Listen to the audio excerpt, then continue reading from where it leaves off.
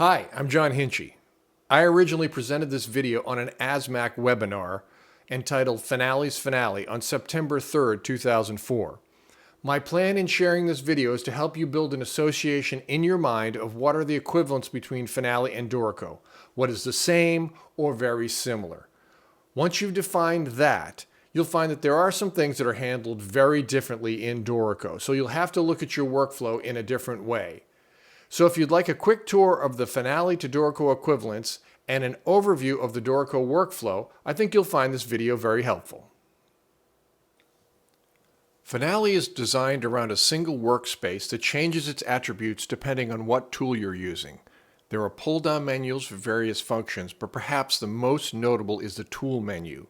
When you select a tool, the workspace changes characteristics, and many tools have a new pull-down menu. And for some, there's a floating panel available.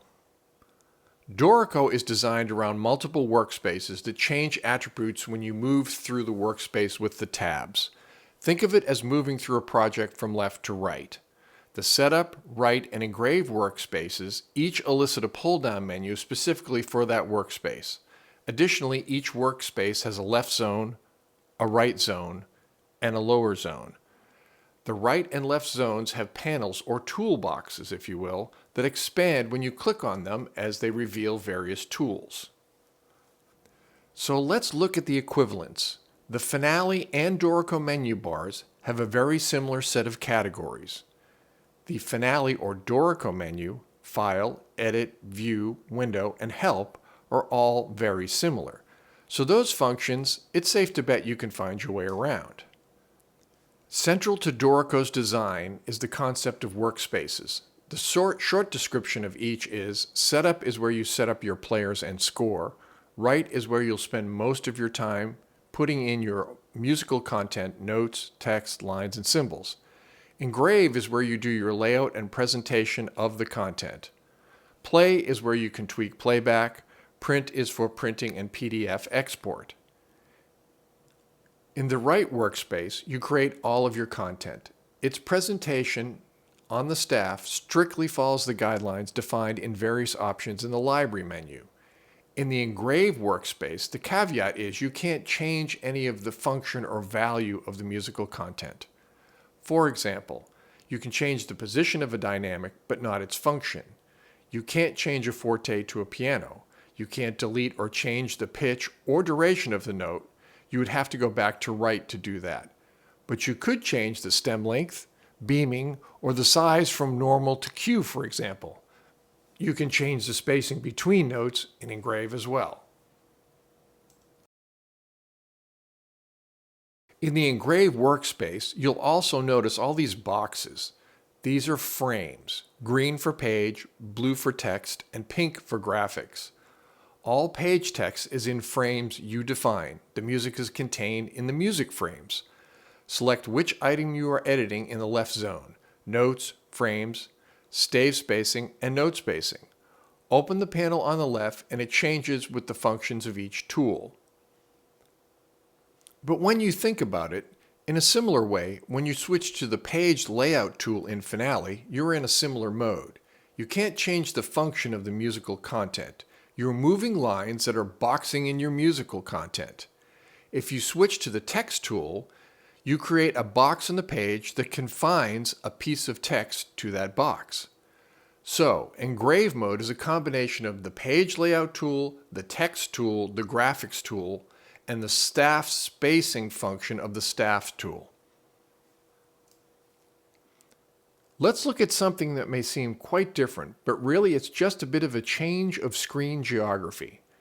If we go to the Write workspace in Dorico and line up the main tool palette from Finale, we see quite a few equivalents: clef, key signature, time signature, bars and measures, repeats and repeat structures.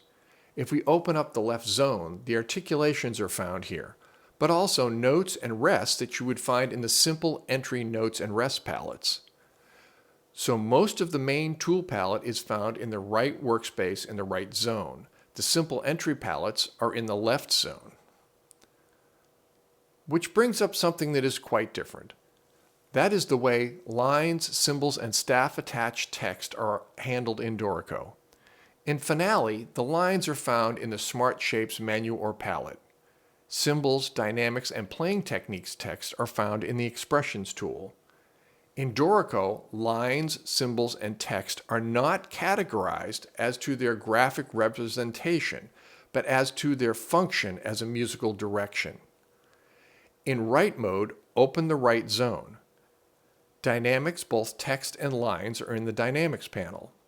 Trills, jazz markings, and arpeggio lines are in the Ornaments panel. The Repeat Structures panel is form repeats, but also note repeats, which are tremolos, bar repeats, and rhythm slashes. Holds and pauses is where you'll find fermatas and cessuras. In Playing Techniques, the panels are sorted by common playing techniques and instrument families, a mix of text and symbols. The Lines palette has the rest of the miscellaneous lines, both horizontal and vertical. Oh, and this one may seem odd at first, but give it some thought. 8VA and 8VB lines are in the Clefs panel. So put that post-it note on your computer screen to remind you to start thinking of lines, symbols, and staff-attached text as playing directions and not graphic symbols. For chord symbols and lyrics, it's over to the right menu, Create Chord Symbols, or Create Lyrics. These both have similar input methods to Finale. For lyrics, select a note and invoke the popover, or select the Create Lyrics from the menu and start typing. Chord symbols can be typed in or played in from a MIDI keyboard. Beyond that, Dorico handles both very differently. I suggest you watch Anthony Hughes' great videos on both these subjects. Remember, the chord symbol and lyric tool equivalents are in the Create menu.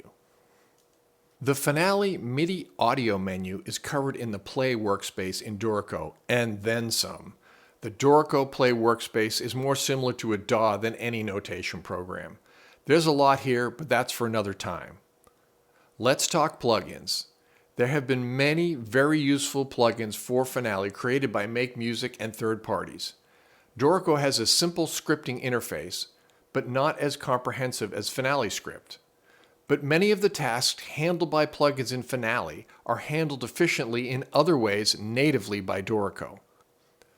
Also note, in the Dorico script menu, there are commands that allow you to create your own macros. It can be very handy. A biggie in the Finale window menu is the Score Manager. The file info side is found in the File Menu Project Info of Dorico. By the way, text inserts in Finale are called tokens in Dorico and function the same way. The functions of the instrument list in the Score Manager are handled in the Setup workspace in Dorico. Step time note input, there are plenty of videos on that. But for Finale users, know that if you prefer speedy entry, where you specify the pitch before duration, you can set that as a default in Preferences, Note Input, and Editing, Pitch and Duration. By the way, another change is in Finale, the quarter note is 5 on the keypad. And in Dorico, it's the 6 key in the numerical keys across the top of your keyboard. Note values moving up or down from there. So you'll need to shift your thinking by one number. And if you're hardwired to using the keypad, fear not. In Dorico, the numbers across the top of the keyboard and the keypad mirror each other. Press 6 on either and you'll select a quarter note. There are more equivalents to be found, but that should give you a good start. Let's talk about a few basic concepts. First, key commands and popovers. Instead of meta tools, Dorico uses the concept of popovers. The key command for a popover is always the same, Shift and a letter. You'll see all of these in the Create menu, Shift K for key signature, Shift C for clefs, etc. The Library menu is where you go for all your default settings for, well, everything. Let's focus on these engraving options, notation options, and layout options. And for this demonstration, I'd like to add the lower zone to the bottom of this list to complete the sets. To begin with, let's define global and local. Global changes affect the score and all parts. Local changes can affect only the score or a part or several parts. Engraving options affect the appearance of notation. Think of it as the engraving workspace territory, the design and look of notation and their default positions. This is global. Notation options are specific for notes, rests, clefs, time signatures. This too is global. In layout options, you'll see the layouts, which are the scores and parts, on the right. On the left is a list of settings. What these settings affect depend on what you select on the right. For example, if we want to change the page size of all parts and the score to A4, select All on the right, go to the Page Setup, Page Size, select A4 and click Apply. This is a global change. Want just the score to be tabloid? Select just the score on the right, click Tabloid, click Apply. This is local. Let's go macro. In the Engrave workspace, open the lower zone. Here you can make all sorts of one-off changes. Notice you have the choice to set the properties locally or globally. So if you are editing a part and set it to locally, the change is in that part only. Set it globally and it changes in the score and the part. There are many other Dorico concepts you will need to learn along the way, like the system track, instrument overlay, signpost, and regions for chord symbols, etc. But that is for another day. To wrap up, here are 4 tips that I have found helpful with this learning process.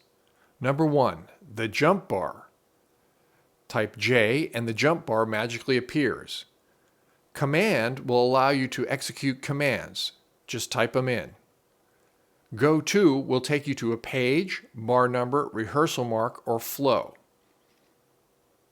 There are 3 handy PDFs to download from Steinberg: the Dorico Quick Reference card, Dorico Popover lists, and Dorico tokens. Print them out or put them on your iPad, but keep them handy. Number 3, as with any program, to speed up your workflow, learn your key commands, and in the case of Dorico, the popovers. But you can also create custom key commands in the Preference menu, Key Commands. 4.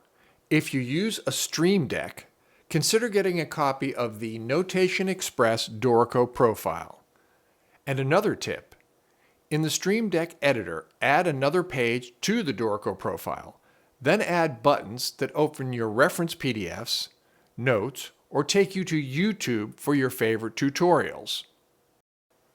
Now, it was not my intention to do a deep dive into all the ins and outs of Dorico in this video, but if this method clicks with you, perhaps it will give you a framework to move forward on your own. If you feel like you could benefit from more training, I am offering one-on-one consulting and tutoring. You can contact me at the email address in the description below. I am also offering an online interactive training course called Finale to Dorico Fundamentals. I have found the best way to learn a new software is a project-based approach. In this course, I will provide a score arranged for vocals, a small horn section, and rhythm section, which we will recreate starting from a blank Dorico file and going through all the steps to complete the score, parts, and an audio demo. Please click on the link below for more information.